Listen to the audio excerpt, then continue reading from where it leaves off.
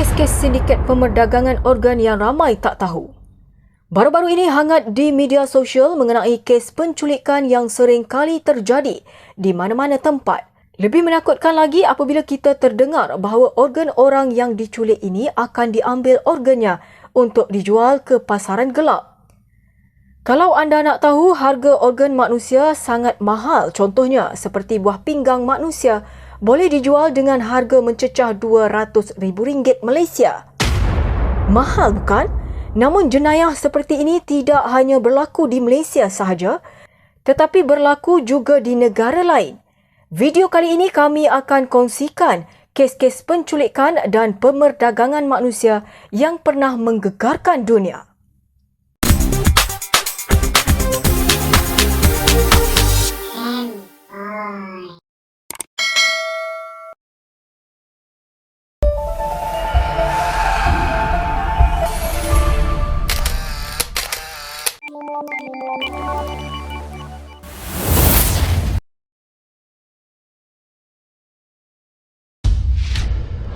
Kes di Asia Tenggara.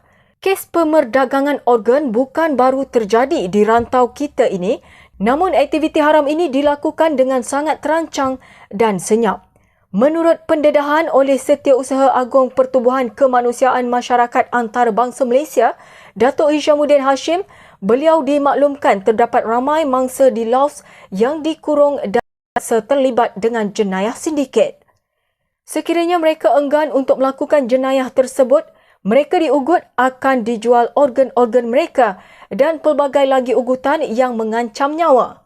Mangsa yang berasal dari seluruh dunia akan ditipu dengan pelbagai cara, sama ada ditawarkan dengan pekerjaan bergaji lumayan, penipuan pakej percutian, pakej mencari cinta dan sebagainya.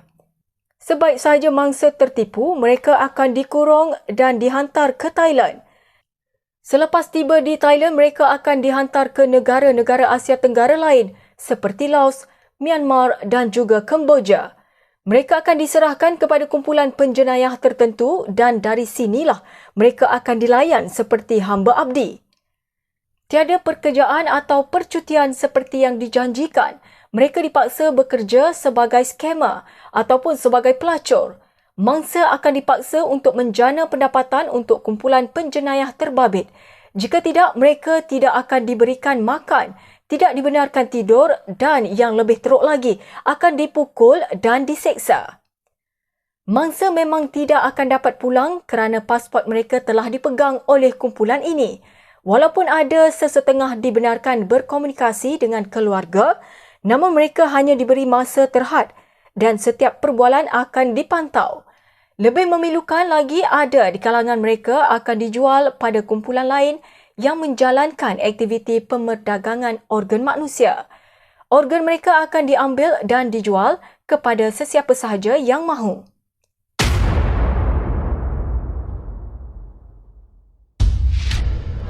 Kes di India. Kita lihat satu kes yang berlaku di India di mana seorang wanita dari pekan kecil India telah dijanjikan dengan pekerjaan lumayan. Wanita yang dikenali sebagai Sangeeta ini telah ditawarkan pekerjaan sebagai pembantu rumah dan tukang masak dengan gaji yang lumayan di kota Delhi. Teruja dengan tawaran dan janji-janji ini, Sangeeta bersetuju dan mengikut sindiket ini ke kota Delhi. Di sana dia ditempatkan di sebuah rumah tumpangan. Sangeeta diberitahu sebelum memulakan pekerjaan, dia perlu membuat pemeriksaan kesihatan di sebuah klinik. Bila tiba di klinik, inilah semuanya terbongkar. Sementara menunggu doktor datang, dia terdengar perbualan di antara doktor dan kumpulan sindiket yang merujuk Sangeeta adalah sebagai penderma organ.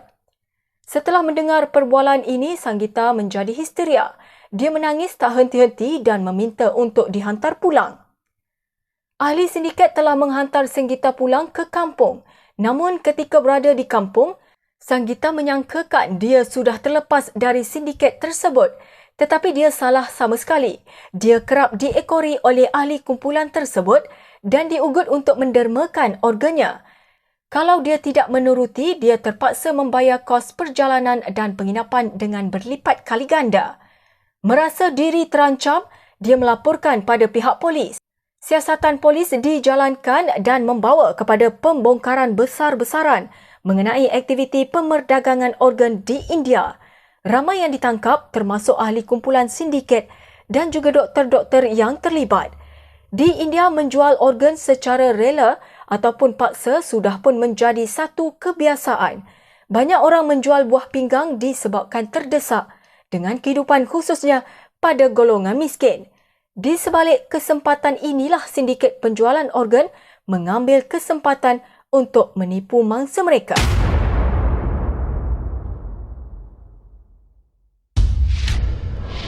Kes di China. Kita lihat satu kes di China, kes tentang kumpulan doktor yang berhati syaitan. Kes ini lagi ekstrim dan melibatkan doktor dan pegawai hospital yang bersubahat melakukannya. Seorang lelaki yang dikenali sebagai Zi Jiangling membuat laporan terhadap sebuah hospital. Dia menuduh doktor di hospital tersebut menjual organ ibunya yang sudah meninggal dunia. Pada 2018, Ibu Zi meninggal dunia selepas terlibat dalam satu kemalangan jalan raya. Mayat ibunya telah dibawa ke hospital yang terletak di daerah Anhui. Tidak lama selepas doktor mengesahkan ibunya sudah meninggal dunia, dia didatangi oleh seorang doktor yang dikenali sebagai Dr. Yang. Doktor ini telah meyakinkan dia untuk mendermakan organ ibunya dan Zi setuju. Zi disuruh menandatangani sebuah borang yang dia menyangka sekurang-kurangnya kematian ibunya boleh membantu orang lain. Namun setelah beberapa bulan berlalu, Zi mula merasa curiga dengan borang yang ditandatanganinya itu. Dia mendapati yang nama ibunya tiada dalam senarai penderma organ di China. Zi kemudiannya membuat laporan polis. Siasatan dijalankan dan di sinilah semuanya terbongkar. Rupa-rupanya organ-organ ini dijual oleh doktor yang bekerja di hospital kepada kumpulan sindiket. Selepas mengeluarkan organ, doktor-doktor ini bertindak menghancurkan tubuh badan mayat. Berikutan penemuan ini, beberapa orang telah disabitkan kesalahan dan dipenjarakan. Aktiviti penjualan organ di China ini sudah lama terjadi. Banyak kes yang telah disembunyikan dari umum. Mana tidaknya, permintaan organ di China semakin meningkat, manakala bekalan pula tidak mencukupi. Untuk memohon organ pula perlu mengambil masa yang sangat lama. Ramai yang terdesak sanggup membayar harga yang mahal untuk mendapatkan organ.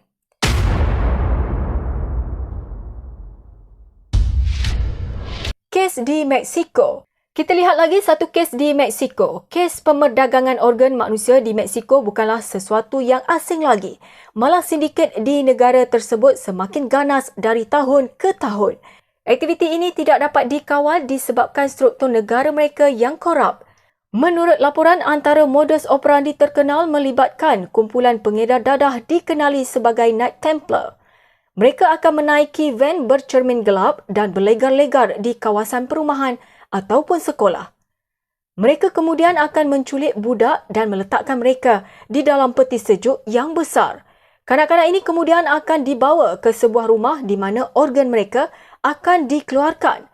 Dilaporkan pada tahun 2019, ada kes seorang lelaki Korea meninggal dunia di Mexico.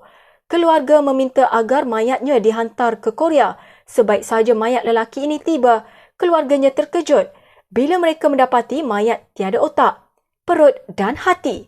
Ia telah menjadi satu isu hangat di Korea. Kes ini dianggap sebagai satu jenayah antarabangsa sehingga kerajaan Korea meminta kerajaan Mexico bertanggungjawab.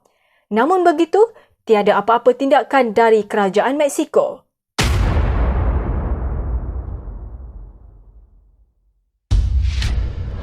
Sedikit info tambahan. Tahukah anda ada negara yang membenarkan rakyatnya menjual buah pinggang? Iran.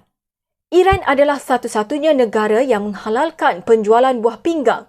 Aktiviti ini telah dibenarkan sejak tahun 1997 lagi.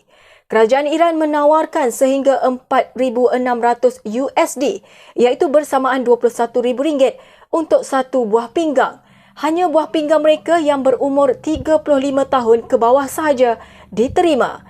Aktiviti ini dikecam oleh Pertubuhan Kesihatan Dunia WHO. Selain menggelarkan, ini adalah tindakan mengambil kesempatan terhadap golongan miskin.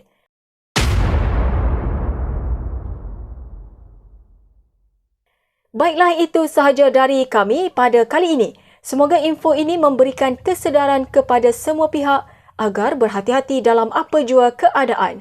Jangan disebabkan tawaran kerja yang menarik dan suka melancong menyebabkan kita terjerat dengan skim sindiket penjualan organ yang jahat ini. Minta jauh dari ditimpa masalah seperti ini. Sentiasa berwaspada semua. Sila like, komen dan share video ini kepada kawan-kawan yang lain.